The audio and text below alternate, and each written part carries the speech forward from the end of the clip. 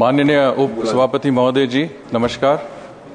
आज electoral reforms के विषय पर मुझे बोलने की अनुमति देने के लिए बहुत बहुत धन्यवाद।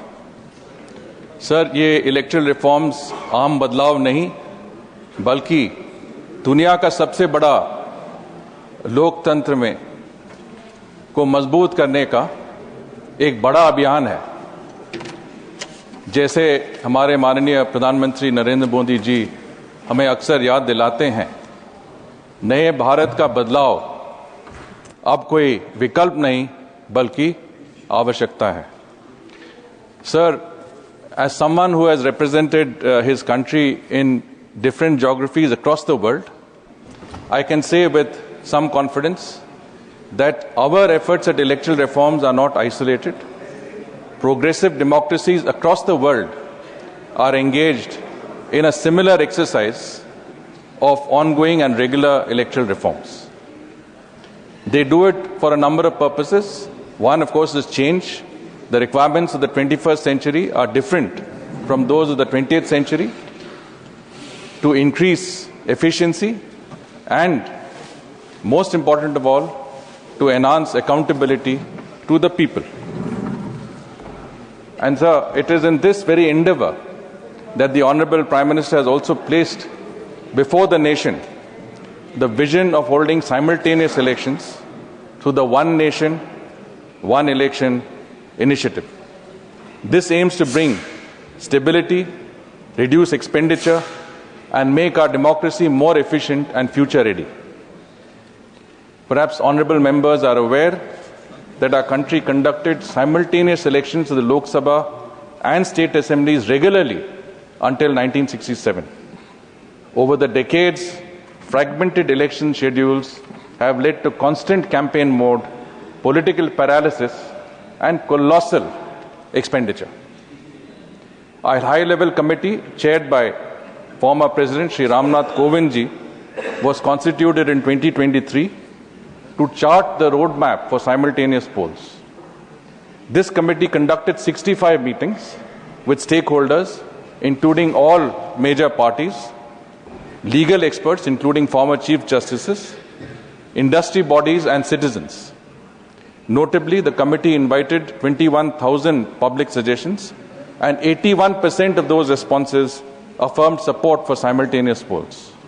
Previously, the Law Commission, in its 1999 report, had earlier suggested simultaneous elections every 5 years. A 2015 parliamentary committee also examined phasing in joint polls.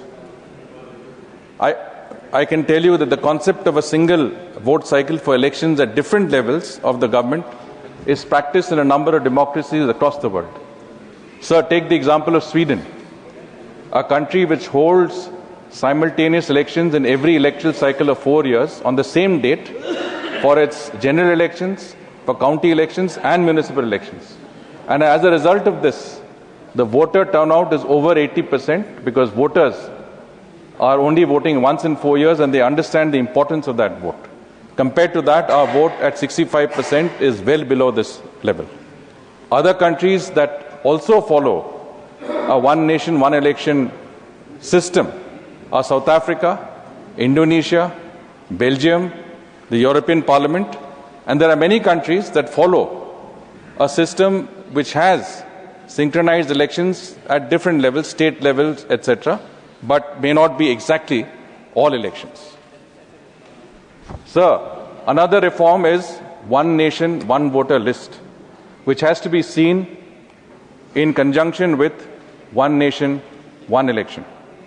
Currently, in many states, the voters' list for Panchayat municipal elections are maintained separately by state election commissions, often duplicating the roles prepared by the Election Commission of India for Lok Sabha and Assembly elections. A common electoral roll was endorsed by the Cabinet in principle. One Nation, One Voter list will save enormous effort and public money while improving accuracy. In fact, the Law Commission in 2015 supported a single voters list to streamline the process. Sir, चुनाव हमारा लोकतंत्र का सबसे बड़ा त्योहार है. To keep this festival pure and transparent, our systems must evolve over time. This government has consistently worked to make governance modern, efficient, and citizen-centric. The reforms we are discussing today continue in that direction. The government has taken firm steps to identify and curb illegal infiltration and to ensure that only legitimate citizens participate in our democratic process. The reforms before us strengthen that resolve. They enhance coordination, improve verification mechanisms, and close loopholes to make our electoral processes cleaner, fairer, and more accessible.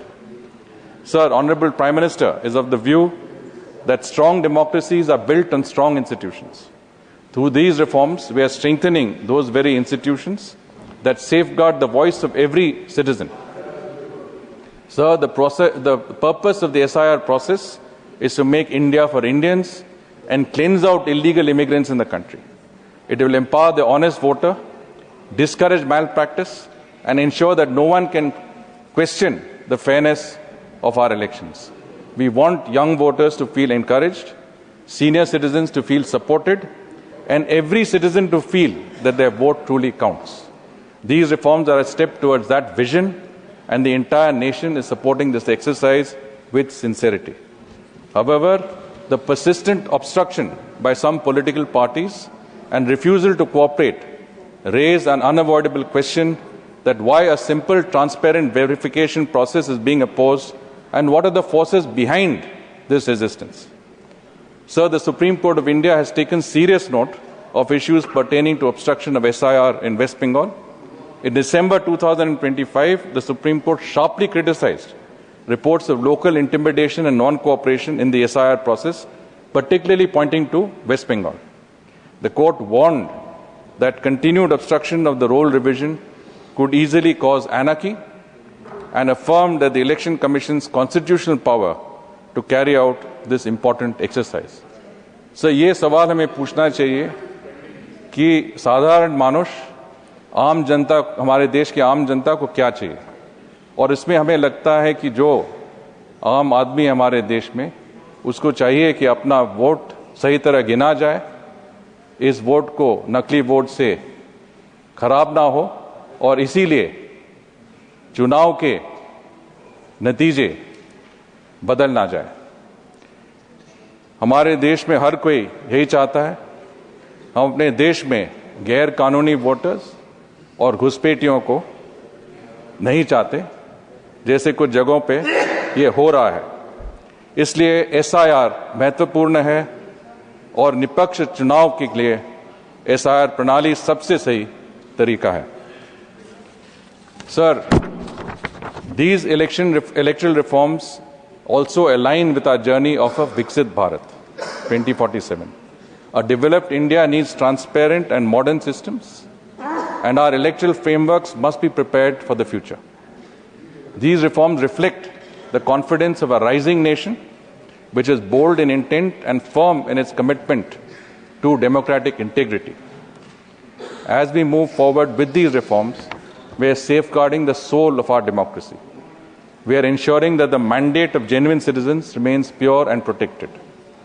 इस अवसर पर हमें सरदार वल्लभ भाई पटेल का याद आता है, जब उन्होंने कहा कि भारत के प्रत्येक नागरिक को यह याद रखना चाहिए कि हम सबसे पहले भारतीय हैं और अंत तक भारतीय ही रहेंगे। Sir, these reforms honor the very spirit by ensuring that India's democratic voice belongs only to its rightful citizens. With this commitment, we move towards a cleaner, stronger, and more secure democratic future for our nations. Jai Bharat, Jai Hind. Namaskar.